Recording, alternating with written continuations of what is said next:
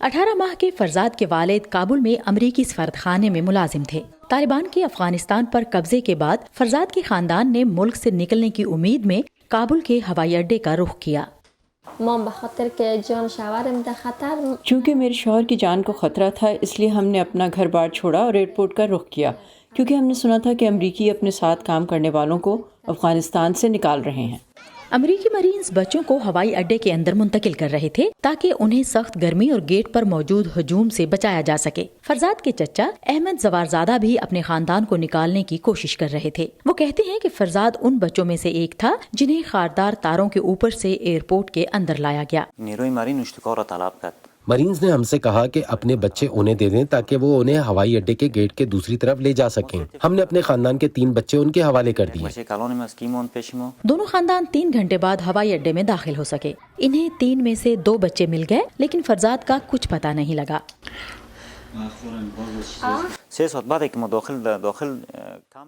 3 घंटे की कोशिश के बाद बिलाखिर हम अंदर दाखिल हुए। बच्चों की तलाश के बाद हमें उनमें से 2 मिल गए। उनमें से एक मेरी छोटी बेटी और दूसरी मेरी भांजी थी, लेकिन कोशिश के बावजूद हम तीसरे बच्चे को तलाश करने में नाकाम रहे। फरजाद के वालिद अपने बेटे को ढूंढने के लिए एयरपोर्ट से बाहर चले गए।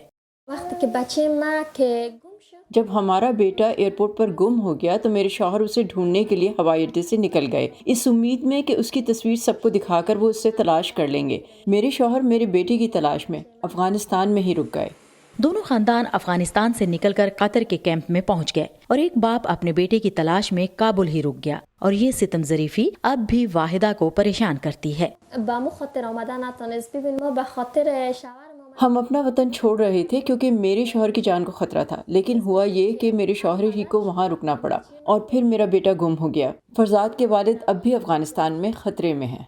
17 दिन तक 18 साला माँ को अपने बेटे का ठिकाना या खैरियत किसी का इल्म नहीं था।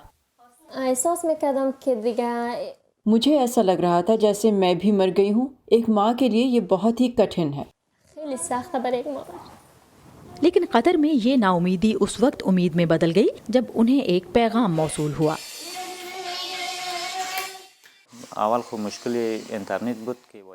हम उन 2 हफ्तों में किसी के साथ राब्ते में नहीं थे। 15 दिन के बाद जब मैंने कैंप में नए नस्ब शुदा वाईफाई से अपना फोन मुंसलिक किया तो पहला पैगाम जो मैंने देखा वो नॉर्वे से किसी ने भेजा था कि फरजाद उनके साथ है।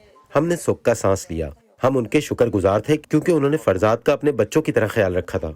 अपनी वालिदा के अमेरिका के एक कैंप में मुंतकिल होने तक फरजाद 43 रोज नॉर्वे में ही रहा। जब हम अमेरिका में पनागज़ीन कैंप पहुंचे तो हुकाम ने हमारे बेटे को नॉर्वे से यहाँ मुंतकिल किया। DNA टेस्ट के जरिए इस बात की तस्दीक के बाद कि वो मेरा ही बेटा है, उन्होंने उसे मेरे हवाले कर दिया।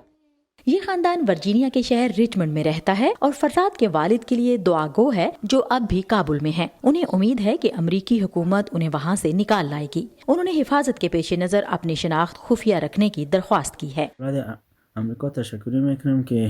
मैं अपने बेटे को उसकी माँ से मिलाने के लिए अमेरिका का शुक्रिया अदा करता हूँ। मैं उन्हें बहुत याद करता हूँ और दरख्वास्त करता हूँ कि अमेरिकी हुकूमत मुझे इनखला के इस अमल में शामिल करे। मेरे खानदान को मेरी और मुझे उनकी ज़रूरत है। नौशाबा आशना के साथ Sadia ज़ेब Ranjha, voice of America.